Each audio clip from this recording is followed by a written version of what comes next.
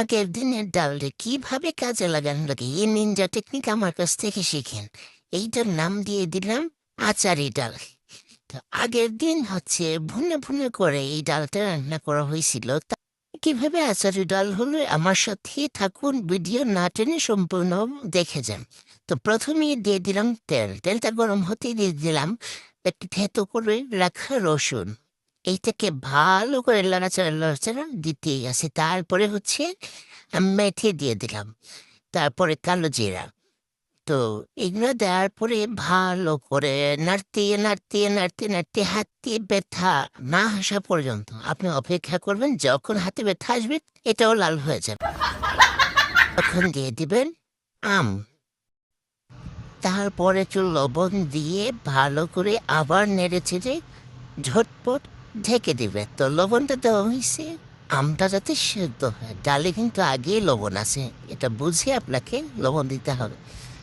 তো ঢাকনা না দিলে কিন্তু এটার যে আচারি ফ্লেভার, আচারি টেস্ট, এটা আসবেই না। এই ঢাকনাটা খুলেন, তারপরে দেখেন কি মজার ঘ্রাণ।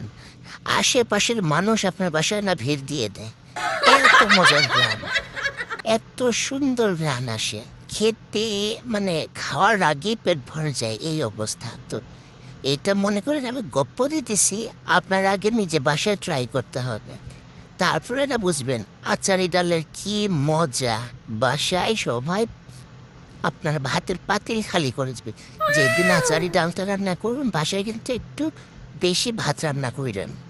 যারা ডাল লাভার এরা তো ইচ্ছা মতো বাইস দিবে এটার উপর। তারপরে দিয়ে দিচ্ছে আগে থেকে রান্না করা ঘন ডাল।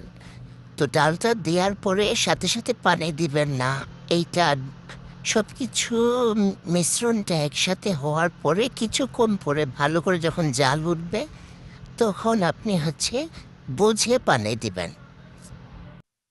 আমার কিন্তু পানি দেওয়ার প্রয়োজন পড়ে নাই, শেষের দিকে আপনি একটু জিরাও দিতে পারেন। এই তো রেডি হয়ে গেল আমার মজাদার আচারি ডাল।